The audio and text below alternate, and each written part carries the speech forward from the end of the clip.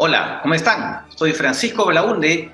Bienvenidos a un nuevo programa de Hablemos del Mundo. Vamos a dedicar esta edición a Venezuela, donde, como saben, hay un proceso electoral, mal que bien, para los comicios que van a ser el 28 de julio. Y para hablar de este tema, vamos a conversar con Juan Francisco Contreras, que es un politólogo conocido en Venezuela y además es presidente del Colegio de Internacionalistas. En estos momentos ya se está volviendo cada vez más, digamos, peligroso para mucha gente hablar porque pueden ser de alguna manera arrestados por el gobierno, ¿no? Entonces valoramos mucho que Juan Francisco Contreras esté dispuesto a conversar con nosotros. Así que vamos con la entrevista. Hablemos del Mundo es auspiciado por Teje Láser Oftálmica. Teje Láser Oftálmica, comprometidos con tu visión.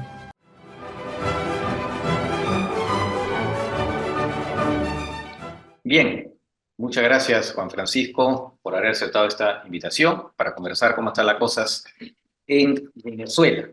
A ver, empecemos por la oposición. En estos momentos, pues, la oposición ha sido sacudida, primero, por lo que ya se esperaba que la candidatura de María Corina Machado se le ha declarado que no puede ser elegible para cargos públicos, en fin. Y después, también la candidata que se nombró en reemplazo, que también maniobras decían que no se pudiera inscribir su candidatura. ¿Cómo está la situación ahora de la oposición? Yo sé que hay otro candidato que se llama Manuel Rosales, gobernador, y hay otro candidato de la oposición que podría eventualmente también participar. Entiendo que es un ex diplomático, si mal no recuerdo. ¿Puedes contarnos así cómo está la cosa en estos momentos en la oposición? ¿Cómo están las discusiones? Sí, estamos en un momento complicado, ¿no? Porque hasta el próximo 20 de abril hay la posibilidad que se pueda sustituir a los candidatos que fueron inscritos para que aparezcan en la boleta, ¿no? Entonces, hay dos candidatos básicamente que representan a la oposición real, porque ahí en el tarjetón inscrito como 12 candidatos que están ahí, algunos dicen que son de oposición, pero realmente uno los oye hablando y pareciera que más bien representan al gobierno. Entonces, de la oposición real está, como tú bien decías, el gobernador Manuel Rosales, gobernador del estado más importante del país, que es el estado Zulia, y para mantener la tarjeta de la Unidad Democrática, que es, digamos, el partido que el gobierno ha permitido que se pueda mantener en el tarjetón, está inscrito el señor Edmundo González, ¿no? Así que eso está en un proceso de negociación, ya que, bueno, la aspiración es que haya una sola candidatura, en vista de que la señora María Corina no la dejaron inscribir por unas maniobras políticas. Resulta que, bueno, hay dos tarjetas con dos candidatos que serían candidatos de la oposición. Y esto tiene que solucionarse cuanto antes porque causa mucha angustia en la oposición que todavía no se haya definido una sola candidatura. Ahora, me dices que hasta el 20, ¿no? Hasta el 20 podrían en ese momento, tienen tiempo de definir una sola candidatura de la oposición, ¿no? Eso es el objetivo, ¿no? Que haya una sola candidatura de la oposición y que se pongan de acuerdo el señor Rosales con la plataforma unitaria que es la que maneja la tarjeta de de la Unidad Democrática, ¿no? Y por supuesto, ahí el gran elector es la señora María Corina Machado, que tiene que participar en ese proceso para que sea un solo candidato y que ella avale eso, porque la gente está muy indignada por todo lo que ha pasado y que ella no la hayan dejado participar y tampoco hayan dejado participar a la otra señora que apareció como posible sustituto de ella en este proceso electoral. Claro. Ahora, Juan Manuel Rosales, eventualmente, si no se llega a un acuerdo, él se presentaría, me imagino, por otro partido finalmente. No podría estar, porque se mantendría la candidatura del señor González, ¿no? ¿O cómo sería la cosa? Digamos que no lleguen a un acuerdo. Claro, sí, si no se logra el acuerdo de que haya un solo candidato, bueno, la candidatura de Manuel Rosales continuaría. Él tiene un partido que es el partido que lo respalda en la gobernación, que es el partido Un Nuevo Tiempo, y el partido de la Plataforma Democrática estaría también. Y eso, por supuesto, sería muy negativo para la oposición ir con dos candidatos a este proceso electoral. Entonces, lo que se está tratando es que Manuel Rosales decline a favor de un candidato de consenso o que el candidato de María Corina sea Manuel Rosales. y eso, por supuesto, entonces, que la tarjeta de la Unidad Democrática apoye también a Manuel Rosales. Por eso es importante que se pueda establecer ese acuerdo antes del 20 de abril. ¿Tú qué posibilidades ves que efectivamente se pueda llegar a un acuerdo? Bueno, yo creo que tiene que privar la sensatez y después de tantos años de estar viviendo esta situación en Venezuela, sería muy mal visto que la oposición no pudiera buscar un solo candidato y apoyar a un solo candidato. Entonces, yo creo que últimamente el gobernador Rosales ha dicho que él se inscribió porque no podía dejar la posibilidad abierta de que la oposición no tuviera candidatos. Le ha dicho que si hay un acuerdo, él dejaría de ser candidato y se volvería a su gobernación en el estado Zulia. Y eso creo que es un buen síntoma de que se puede establecer una candidatura única, que es lo que se busca, ¿no? Ahora, cuando uno ve las cosas, por lo menos desde afuera, ¿no? O sea, es clarísimo desde afuera que el régimen no quiere dejar el poder, ¿no? Todas las maniobras, de alguna manera, están hechas sobre esa base que no quiere dejar el poder.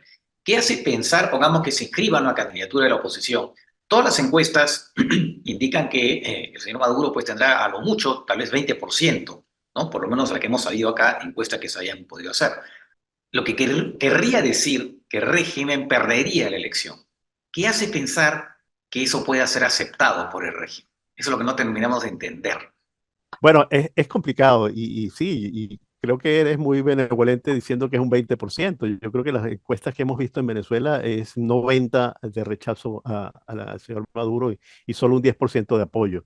Ahora, lo importante, y creo que lo que tiene que la oposición centrarse es tratar de volver a restablecer en la población la credibilidad de que se puede ir a votar y lograr un resultado. Un 90 no le puede ganar el 10%. Bueno, tenemos la experiencia de muchos procesos electorales donde el gobierno ha participado y ha perdido, a pesar de todas las posibilidades de hacer fraude. Y aquí se utiliza mucho el ejemplo de Chile cuando el plebiscito, y de muchos procesos donde gobiernos fuertes han perdido la elección, y eso ha significado una especie de rendija para que se pueda buscar establecer un cambio, ¿no? Una especie de brecha para poder estar en un cambio. Y se habla también del caso de Perú, ¿no? Después de Fujimori, que estableció un proceso donde se eligió a una persona que sirvió de puente para que se elaborara, o se buscara una especie de transición hacia la democracia. Entonces, un poco ese es el discurso que se está manejando, que pueda, a través de un proceso electoral, cambiar las cosas y comenzar un proceso de transición. Creo que está muy claro para mucha gente que el tema de la violencia no ha sido favorable y que hay que aprovechar esa ventaja que se tiene a través de un proceso electoral para poder buscar el cambio. De acuerdo. Ahora, al mismo tiempo, el gobierno pues ha acentuado la represión. Han sido arrestadas varias personas, sobre todo el entorno de María Corina Machado, pero también activistas por derechos humanos, en fin. Y además hay esta famosa ley, la ley antifascista, que en realidad parece que fue una ley fascista, que castiga prácticamente todo lo que se ha considerado pensamiento neoliberal y no sé qué cosa. O sea, básicamente es una censura absoluta. Entiendo que ha sido adoptada digamos, en una primera instancia, ha tenido todavía que ser confirmada. Pero claro, eso va a ser incluso más difícil de hacer campaña si ya, como creo que conversábamos antes de esa entrevista, ya está generando eventualmente algún tipo de autocensura en mucha gente, pero va a ser muy difícil hacer campaña con una especie de espada de Damocles pesando sobre la gente, ¿no? Sí, ciertamente, y la intención de haber anunciado eso a estas alturas es un poco para eso, para intimidar, para que la gente evite pronunciamiento, incluso como tú decías, se autocensure, ¿no? Porque es una ley que es muy discrecional y simplemente hace unos enunciados que tiende, lo que se aprobó por lo menos en primera discusión, a dejar abierto la discrecionalidad de parte del gobierno de qué sería fascismo o no, y porque cuando tú buscas la definición de lo que es el fascismo se parece mucho a lo que tenemos actualmente en Venezuela. Entonces, esa ley tiene ese objetivo, intimidar, tratar de generar miedo en las personas, evitar que la gente se manifieste, que la gente hable y bueno, que la gente vote.